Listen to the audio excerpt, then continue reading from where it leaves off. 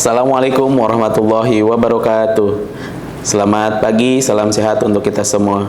Perkenalkan, nama saya Teddy Purnama SSIT MTRKes. Saya adalah dosen tetap di program studi Diploma 3 Kesehatan Gigi Poltekkes Kemenkes Jakarta 1. Bidang ilmu saya adalah sebagai tenaga kesehatan gigi. Hal ini sesuai dengan background keilmuan saya, di mana saya menempuh pendidikan D3 Diploma Kesehatan Gigi, D4 Diploma 4 Kesehatan Gigi, dan S2 Magister Terapan Terapis Gigi dan Mulut. Kita ketahui bersama, sebagai dosen mempunyai tugas melaksanakan tridharma perguruan tinggi, yaitu yang pertama pengajaran, penelitian, dan pengabdian kepada masyarakat. Adapun video ini dibuat dalam rangka persyaratan sebagai sertifikasi dosen, yaitu pernyataan diri dosen untuk kerja perguruan tinggi khusus bidang pengajaran. Pada kesempatan ini saya menjelaskan salah satu mata kuliah, yakni mata kuliah Asuhan Kesehatan Gigi Anak Usia Dini, di mana bobot mata kuliah ini adalah 4 SKS yang terdapat pada semester 5. Mata kuliah ini merupakan mata kuliah penciri prodi. Mata kuliah yang merupakan implementasi dari visi program studi Diploma 3 Kesehatan Gigi Poltekkes Jakarta 1, yaitu menjadi program studi Diploma 3 Kesehatan Gigi yang terkemuka dalam menghasilkan lulusan yang unggul dalam asuhan kesehatan gigi anak usia dini, berkarakter, adaptif, dan bersaing global pada tahun 2028. Pengajaran yang dilakukan pada MK ini menganut sistem Delivery Interaction Assessment. Adapun capaian pembelajaran yang dibebankan pada mata kuliah ini yaitu memiliki 1 CPL. Yang pertama, mampu melakukan tindakan pelayanan asuhan kesehatan gigi dan mulut secara holistik, meliputi promotif, preventif yang dilaksanakan kepada anak usia dini sesuai dengan standar pelayanan dan etika dan peraturan yang berlaku. Adapun sistem pembelajaran dan materi yang dilakukan 1 semester, diawali biasanya dilakukan pertemuan, yaitu guna untuk memperkenalkan dan membangun keakraban antara dosen dan mahasiswa. Yang kedua, biasanya saya membuka diri untuk berdiskusi. Proses pembelajaran dilakukan melalui tatap muka, pembelajaran di kelas, dan untuk praktikum full dilakukan di laboratorium. Proses pembelajaran dilakukan memanfaatkan kemajuan teknologi dan tentunya harus menggunakan paperless. Contohnya saat pengumpulan tugas tidak ada print yang dikumpulkan, namun dalam bentuk soft file yang diupload melalui LMS SIAKAD, Google Drive atau Google Form yang telah disiapkan. Pembelajaran teori dilaksanakan dengan metode student centered learning, collaborative learning, dan case-based discussion. Sedangkan praktik laboratorium dan klinik dilakukan dengan tindakan asuhan kesehatan gigi pada anak usia dini pada 2 pasien. Referensi yang digunakan dalam mata kuliah ini adalah buku, jurnal, modul, dan hasil penelitian yang dimasukkan di dalam RPS. Tentu saja aspek-aspek yang dinilai untuk menentukan nilai akhir dalam mata kuliah adalah yang pertama, untuk pembelajaran teori itu ada tugas dengan bobot 30%, kemudian ada UTS dengan bobot 30%, dan ujian akhir semester 40%. Dan untuk proses pembelajaran praktikum biasanya memiliki bobot penampilan 10%, proses kegiatan praktikum 30%, laporan praktikum 30%, seminar praktik 30%, dan target kompetensi 10%. Baik, itu yang tadi saya jelaskan terkait mata kuliah asuhan kesehatan gigi dan mulut anak usia dini yang saya ampu. Mohon izin, kami akan menampilkan mata kuliah asuhan kesehatan gigi dan mulut secara tatap muka langsung di kelas. Salah satu pertemuan dalam topik yang saya sampaikan adalah topik ke-9, di mana topik ini membahas terkait dengan pengkajian pada asuhan kesehatan anak usia dini. Terima kasih, mohon maaf bila ada kata-kata yang kurang berkenan. Akhir kata, wassalamualaikum warahmatullahi wabarakatuh. Selamat menyaksikan. Assalamualaikum. Waalaikumsalam.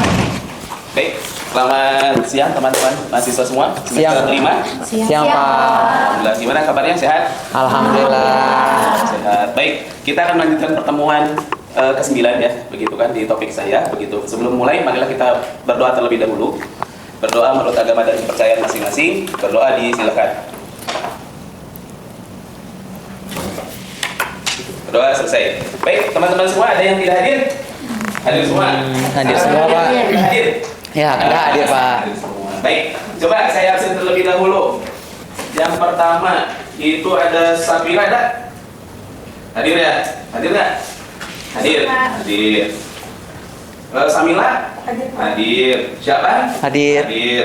Ada yang hadir? Naila ada? Baru masuk, Pak. Oh, baru masuk. Baik. Baik. Silakan, Pak, masuk. Baik, teman-teman, begitu kan? Kita kita melanjutkan pertemuan kita yang minggu lalu di pertemuan selanjutnya sebelumnya.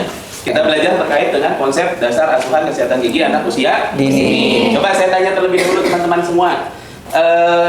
Tahapan asuhan Audi itu apa saja? Satu, Pengajian. pengkajian. Kedua, Diagnosa. diagnosa. Yang ketiga, Mbak, perencanaan. Setelah perencanaan apa? Implementasi. Implementasi. Dan yang terakhir, Evaluasi. Nah, itu adalah lingkup terkait dengan konsep dasar. Nah, sekarang kita bagaimana memperdalam terkait dengan pengkajian anak usia dini. Ini sebenarnya mata kuliah itu adalah mata kuliah reminder, karena itu kuliah di semester 5. Tentu saja teman-teman mahasiswa kemarin sudah belajar di semester 4 terkait dengan asuhan kesehatan gigi individu, asuhan kesehatan gigi dan mulut. Tetapi kita spesifik terkait dengan asuhan kesehatan gigi anak usia dini. Begitu ya. Nah, sekarang kita fokus nih di pertemuan 9 ini, bagaimana kita mengkaji dalam proses asuhan kesehatan gigi dan mulut anak usia dini. Ya, sudah siap semuanya? Sudah, Pak. Baik. Nah, teman-teman, dalam pokok bahasan ini, begitu pas pengajian, capaian yang harus didapatkan oleh mahasiswa adalah yang pertama, mampu menjelaskan pemeriksaan subjektif pada klien atau pada pasien. Kemudian adalah bagaimana mampu menjelaskan pemeriksaan fisik. Selanjutnya adalah melakukan screening nyeri, mampu menjelaskan ekstraoral dan intraoral. Kemudian mampu menjelaskan pemeriksaan gigi-geligi, dan yang terakhir adalah mampu menjelaskan pemeriksaan kebersihan gigi dan mulut. Gitu. Nanti kita tahu bedanya, begitu kan? Bagaimana proses asuhan Audi ini berbeda dengan asuhan kesehatan gigi dan mulut individu, begitu. Nah, ini yang pertama teman-teman semua, yang membedakan antara proses asuhan individu dan asuhan Audi. Kecenderungannya di sini, proses pengkajian. Selama ini kita melakukan proses pengkajian pada pasien individu adalah langsung, betul kan? Pasien datang, gitu kan? Ke klinik kita dudukkan, kita langsung assessment. Betul kan? Tapi karakteristik anak yang kita pelajari terdahulu, karakteristik anak itu berbeda dengan karakteristik orang dewasa. Maka proses pengkajian yang dilakukan pada tahap pengkajian awal adalah bukan langsung mengassessment secara klinis, tetapi yang perlu dilakukan adalah membangun hubungan saling percaya antar klien dan operator. Penting. Kenapa? Anak bad mood. Makanya proses bekerja asuh dalam anak usia dini itu waktunya juga harus cepat. Karena mood-moodan, ingin tahunya tinggi, bad moodnya tinggi, tidak bisa sama. Maka yang perlu diperlakukan adalah apa? Membangun hubungan percaya. Ini dulu yang dilakukan oleh teman-teman. Nah, membangun hubungan saling percaya ini dengan siapa? Ya dengan keduanya, baik anaknya maupun pada pendampingnya atau orang tua. Nah, intinya bagaimana membuat anak itu rileks, nyaman sebelum dilaksanakan proses tindakan assessment. Begitu. Karena apa? Yaitu anak itu harus nyaman terlebih dahulu, tidak ada rasa takut. Kan yang perlu dilakukan oleh teman-teman apa? Siapkan media instrumen yang kira-kira interest pada anak. Begitu kan? Bisa nonton video, boleh. Begitu kan? Mungkin kalau di dental unitnya ada TV-nya, bisa juga. Begitu. Di kita kebetulan ada fasilitas itu. Silakan manfaatkan. Intinya mereka sudah nyaman, sudah siap untuk dilakukan proses tindakan. Begitu, atau cerita, atau intinya apapun itu yang klien suka, si pasien suka, nyaman. Lanjut ya. Nah, sekarang, kalau itu sudah terjadi, saling percaya, baru kita masuk ke tahapan pemeriksaan subjektif.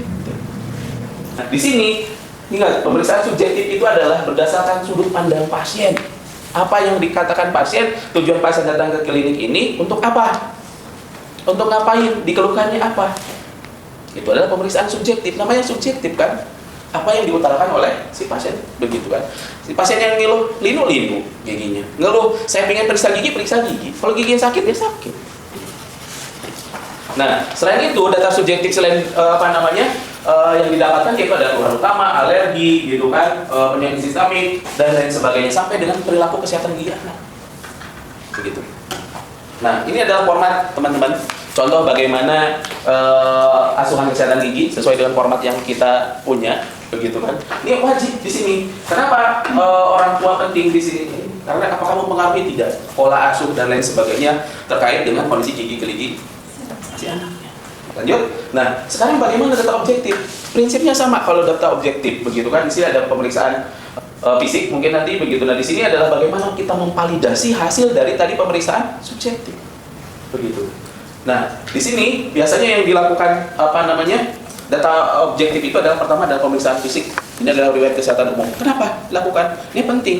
Pada saat kesehatan umumnya bermasalah, nggak mungkin kita melaksanakan tindakan asuhan kesehatan gigi terlebih dahulu. Pasti.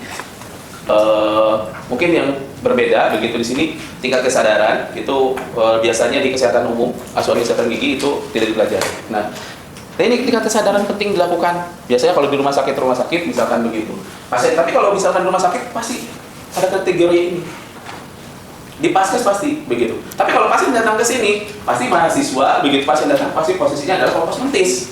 Kenapa kompas mentis? Mereka mempunyai kesadaran yang normal, sehat sepenuhnya, begitu. Namun kayak misalkan apatis, begitu kan? Di situ sedang berhubungan, gitu, sikapnya acuh tak acuh, jarang lah begitu. Tapi kalau di Paskes secara keseluruhan itu pasti ada, begitu. Karena kita tidak bisa memprediksi pasien datang, begitu kan? Dengan kasus apa. Tapi kalau pasien ke klinik kita mayoritas adalah kompas mentis. Tapi kita juga bagaimana delirium, salmonella, stupor sampai dengan begitu. Tapi mayoritas masih saya kira pasien-pasien yang datang ke klinik kita adalah bagaimana di kompas mentis itu.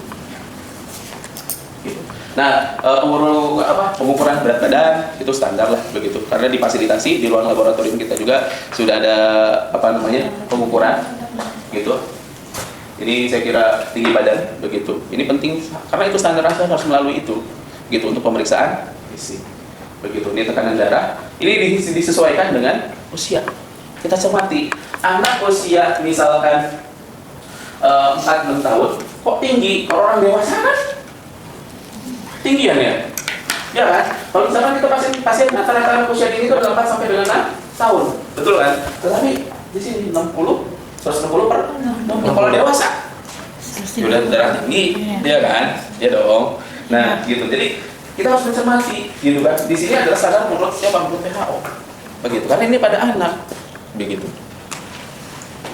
Dan termasuk juga nadi berdasarkan umur, karena berbeda dengan orang dewasa. Karena ini adalah menjadikan acuan teman-teman menentukan normal tidak normalnya pada pemeriksaan fisik, begitu. Khususnya di nadi. Gitu kan, suhu dan seterusnya begitu.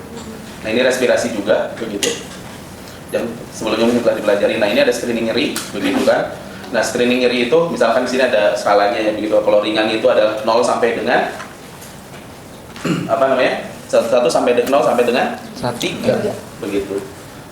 Terus ada sedang dan berat begitu. Nah, itu terkait dengan pemeriksaan fisik. Begitu. Nah, sekarang bagaimana pemeriksaan klinis di gigi-giginya, teman-teman semua begitu kan? Di sini kita ada proses pemeriksaan ekstraoral sama, gitu kan? Ada mukosa, ada muka, bibir, pipi, kelenjar, mandibula begitu. Intraoral ada mukosa pipi, lidah, gigi, papalatum dan pemeriksaan gigi, gigi dan gigi melalui odontogram. Karena itu standar yang harus dilakukan pada saat asesmen asuhan begitu. Nah, ini pemeriksaan ekstraoral di sini adalah pemeriksaan untuk yang dilakukan untuk melihat yang pertama ada kelainan kelenjar tidak simetris atau asimetris. Simetris asimetris lihat dia dari mana? Kelihatannya kan secara visual. Tatap misalkan begitu dulu kita lihat simetris tidak. Kita kecenderungan kemana? Kalau misalkan pemeriksaan ekstraoral itu adalah pembengkakan. Lihat kita akan kronis atau akut. Begitu. Itu hanya dilihat ekstra di luar, tidak di dalam rongga mulut. Begitu. Nah, di sini ada kelenjar limfe yang diperiksa begitu. Nah, ini ada formatnya itu adalah muka. Kita cek ada simetris atau tidak simetris teman-teman semua begitu kan. Hanya melihat Kemudian kelenjar limfanya kanan kiri, biasa menggunakan palpasi tiga jari, begitu kan. Nah, ini odontogram, ini standar, begitu. Dimanapun pasti akan menemukan kita di dunia kesehatan gigi adalah odontogram. Ini sangat standar, begitu, dan harus dipahami. Nah, ini simbol-simbol. Kalau di kartu status pasti sudah ada simbolnya, sudah ada tertulis, begitu kan. Nah, ini kayak misalnya silang, begitu, adalah gigi untuk gigi Hilang. ada sisa akar, ada parsial erupsi. Sini simbol-simbol di odontogram, ada anomali, ada gigi sehat, begitu baik. Nah, cara pengisiannya mudah-mudahan seperti ini, teman-teman. Coba dilihat seperti ini. Nah, ini adalah bagaimana mendokumentasikan pada kartu status. Ini standar misalkan, tapi dituliskan di sini adalah gigi yang mengalami gigi yang keluhan terlebih dahulu, keluhan utamanya. Baru sisanya tuliskan searah jarum jam. Kalau tadi giginya sakit kanan bawah, maka kanan bawahnya kita tulis, misalkan gigi 46-nya, sisanya gigi yang lain yang setelah kita periksa. Begitu. Kemudian bagaimana oklusinya, normal, crossbite, step bite, begitu kan. Terus kemudian tulis di sini DMFT-nya berapa, D-nya berapa, misinya berapa, pilihnya berapa, dan DMFT-nya berapa. DMFT begitu, dan kalau misalnya mukosa mulut pun sama. Adakah kelainan lidahnya, begitu kan, pipinya, bibirnya, palatung, dan gusi. Begitu. Nah, itu harus dises juga. Begitu. Karena untuk menentukan apa, asuhan itu tidak hanya untuk proses menentukan keluhan yang disampaikan, tetapi ada aktualnya, ada potensialnya. Kan kita harus asuh secara keseluruhan masalah kesehatan gigi dan mulut pada anak usia ini khususnya, begitu. Karena kita berbicara terkait dengan asuhan kesehatan gigi anak usia ini. Begitu. Nah, sekarang pada saat proses pengkajian intraoral, kita juga harus belajar bagaimana status kebersihan gigi dan mulut. Nah, di sini ada personal hygiene performance modifil (PHPM), begitu kan? Ini biasanya kalau PHPM itu digunakan untuk gigi campuran, gitu. Jadi gigi susunya masih ada, gigi permanennya sudah ada, gitu. Masa gigi campuran biasa menggunakan PHPM, gitu. Ada PHP itu hanya untuk gigi permanen, begitu. Ada Pretax score juga atau hygiene index. Nah, tapi yang coba kita pelajari, di sini hanya proses dalam PHPM, begitu ya. Nah, PHPM, teman-teman. Nah, ini adalah indeksnya bagaimana nih PHPM? Apa bedanya dengan OHIS, diasuhan individu? OHIS itu untuk gigi permanen. PHPM itu kalau gigi campuran, ingatnya adalah PHPM. Begitu. Nah, di sini gigi indeksnya berbeda, teman-teman semua. Begitu. Nah, di sini teman-teman. Nah, di sini kecenderungannya di sini. Nah, ini gigi indeksnya. Giginya apa kalau misalnya kayak gitu? Ada gigi M besar, berarti yang gigi 16 atau gigi 55. M kecil kan? Atau gigi premolar. Premolar itu gigi berapa? Gigi 1. Ini gigi indeksnya. Kalau OHIS kan 16, 11. Nah, tapi kalau ini kemana nih? Ini ke Caninus 13 atau gigi 33. Gigi 53. Dan seterusnya.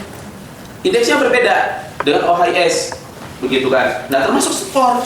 Di sini 0 sampai dengan 15 adalah sangat baik. Sangat baik. 16 sampai 30 baik, 31 sampai dengan 45 kurang baik. Dan 46 sampai dengan 60 begitu. Sampai di sini ditanyakan, teman-teman? Ada yang ditanyakan terkait dengan gigi indeks PHPM? Tidak ada? Baik. Kalau tidak ada, nah, bagaimana permukaan yang diperiksa juga berbeda dengan OHIS. Begitu. Kalau OHIS adalah bagian bulabu lilali, tetapi kalau ini adalah dibagi 5 permukaan. Begitu kan? Satu permukaan misalkan ini di bagian distal, begitu kan? Gitu kan? Ada di bagian mesial, ada di bagian cervical, ada di sentral, begitu. Jadi satu gigi ada dibagi 5 permukaan, gitu. Jadi kalau misalnya OHIS itu hanya 2/3, 1/3 enggak. Kalau ini kita lihat, kalau misalkan di sininya ada warna merah atau ada plaknya, di sini ada titik-titik, maka itu positif. Kalau di sini juga ada lagi titik-titik merah setelah didistorsiin, begitu. Misalkan di sini, maka ini yang gitu. Gitu. Berbeda dengan OHIS, 1/3, begitu kan, 2/3, begitu kan, lebih dari 2/3. Tetapi ini adalah 5 permukaan. Balik dari mesial, distal, dari misalnya cervical ke sentral ke insisal, begitu. Itu yang membedakan assessment karena indikatornya berbeda, begitu. Jelas sampai di sini? Jelas. Baik. Nah, coba kita simulasikan misalkan sekarang. Nih, formatnya. Saya kasih contoh. Misalkan, ini misalkan tidak ada gigi belum tumbuh, usia 6 tahun, gigi 1-nya belum tumbuh, maka kita pergunakan adalah gigi 55. Bagian vokalnya kita periksa, bagian alat di depan, di bawah sama. Vokal lingual, gitu, atau ke bawah yang depan ada labial, begitu. Jadi ini ada dua permukaan nih, gitu. Sampai di sini ya. Jadi tadi klunya adalah di sini negatif tidak ada plak, misalkan positif ada Plak. begitu. Jadi kita hitung saja di sini. Kalau misalnya ada ada plaknya positif, negatif, di sini kita hanya jumlahkan, gitu. Sampai dengan seluruh gigi, gitu 6 indeks gigi indeksnya kita jumlahkan, totalnya 32. 2. Kriteria Sedang. kurang Kurang lagi, gitu kan. 0 sampai dengan 15, 16 sampai 30, 31 sampai dengan 45, 46 sampai dengan 60. Tidak ada pembagi di sini, hanya menjumlahkan. Begitu. Jelas sampai di sini teman-teman? Jelas. Jelas, baik. Mungkin itu proses pengkajian dalam dalam asuhan kesehatan gigi anak usia dini. Sebelum kita lanjut ke soal latihan, teman-teman ada yang ditanyakan, silakan. Ya, izin Pak. Ya, silakan. Izin Pak, sebelumnya perkenalkan nama saya Syabran Syari Kamil. Saya izin bertanya Pak. Tadi kan Bapak sudah jelaskan terkait kalau misalnya asuhan Audi itu tadi berfokus pada pengkajian terhadap anak ya Pak. Nah kalau misalnya perbedaan dari asuhan Audi dan asuhan individu itu seperti apa Pak? Nah, proses pengkajian secara keseluruhan sama, tapi hanya yang membedakan itu adalah proses pendekatan. Di mana yang pertama, kalau misalkan pada Audi itu kita tidak langsung mengkaji kepada si pasien, tetapi kita bangun dulu hubungan saling percaya antar pasien dan operator. Itu yang penting. Apa yang dilakukan tadi yang kita pelajari? Ya bisa apapun itu yang dilakukan kepada si pasien yang suka nonton. Tapi itu ada batasan waktunya. Sampai dengan si pasien itu benar-benar mau dan kooperatif. Intinya sampai dengan kooperatif mau dilakukan. Nah itu, gitu. Sama proses pengkajian hanya indikator yang berbeda karena tidak relevan antara anak usia dini dengan orang dewasa. Proses pengkajian indikator-indikator kayak tadi PHPM yang tidak dilakukan assessment pada saat di asuhan individu. Begitu. Terus tadi ada manajemen perilakunya, kemandirian gosok giginya. Itu yang membedakan. Gimana? Cukup jelas? Ada lagi? Izin bertanya, perkenalkan nama saya Syala Farhani. Tadi kan Bapak juga ada jelasin PHPM itu untuk gigi campuran dan PHP itu untuk gigi dewasa. Nah, kenapa sih PHPM itu digunakan pada anak usia dini? Pertama, kalau misalkan PHPM itu, karena kan anak usia dini itu kecenderungan range yang biasa kita lakukan sebagai assessment pasien adalah usia 4 sampai dengan 6 tahun. Di mana usia gigi tersebut kalau misalnya menggunakan PHP atau OHIS itu tidak relevan, gigi indeksnya tidak ada. Tapi kalau gigi PHPM itu adalah menggunakan gigi campuran. Makanya tadi gigi indeksnya bisa molar besar, ada bisa molar kecil atau gigi P. Mana dulu yang sudah ada? Begitu, termasuk ke gigi anteriornya, ke C, ke kaninus besar atau kaninus susuk. Begitu. Itu yang membedakannya. Jadi kalau misalkan tidak menggunakan PHP, gigi indeksnya nggak ada bagi anak usia dini. Gitu. Kalau PHPM ya itu untuk gigi campuran. Seperti itu. Ada lagi teman-teman? Jelas? Baik. Cukup? Jelas ya? Baik. Mudah-mudahan bisa dipahami. Nah, sekarang coba singkat begitu kan mengevaluasi dalam proses pembelajaran ini begitu kan. Coba ada soal latihan. Teman-teman silahkan dipelajari, silahkan dibaca nanti ditelah. Begitu kurang lebih 2 menit cukup ya untuk mempelajari kasus. Begitu siapa nanti akan maju ke depan coba begitu kan memahami bagaimanakah dari kasus soal yang ditampilkan. Itu berapa PHPM-nya, berapa DMFT-nya, berapa DFT-nya. Jelas ya teman-teman? Jelas. Silakan 2 menit dipelajari terlebih dahulu. Baik, sudah teman-teman semua? Sudah, Pak. Baik, silakan ada yang bisa jawab soal latihan ini? Izin. Oke, silakan. Bisa maju ke depan. Coba, nah, tampilkan dalam format ini. Silakan. Siapa? Nih, langsung ditulis. Coba yang lain, apa teman-teman lainnya coba cermati ya. Bagaimana gigi indeksnya, begitu sesuai dengan kasus yang tadi.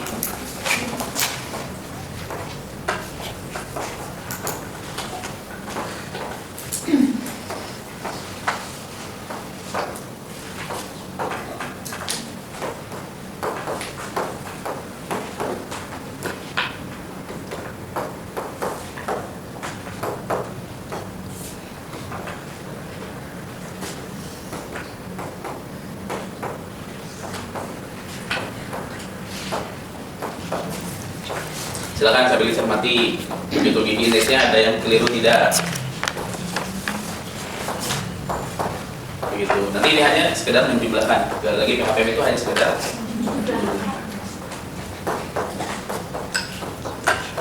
Yang perlu dicermati adalah gigi.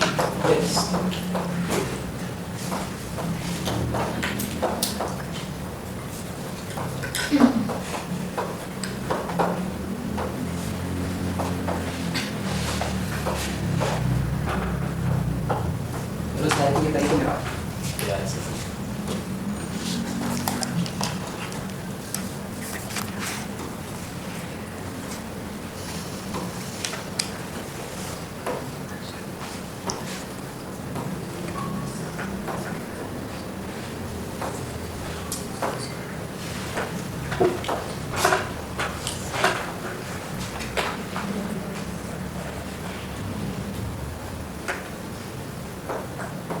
Sekarang dari bawah. 25. Tepuk tangan dulu. Tepuk tangan. Sekarang coba kita cermati terlebih dahulu, begitu kan? Dari sini di gigi index terlebih dahulu kita cermati. Kenapa menggunakan gigi 55? Tadi di soal karena 1/6-nya giginya Sisa akar. sisa akar tidak bisa dijadikan gigi indeks. Karena di sini atau gigi 16, 55 atau gigi 15. Makanya gigi 55 ini sudah tepat ya. 553 karena tadi tidak ada, 26 masih oke, begitu kan. Nah, kecenderungan kalau misalkan 25, kriterianya apa? Kriterianya apa? Baik. Baik. Nah, dan terakhir ada pertanyaan terakhir tadi apa? Berapa DMFT dan DF? DMFT? Silakan. Siapa? Silakan. Boleh dituliskan saja di sini. Yang termasuk apa namanya? DMFT-nya gigi apa saja? Boleh ke depan, silakan. Nah, boleh tuliskan saja di sini. Atau dari kasus ini lah. Dari kasus ini. Nah, di sininya saja.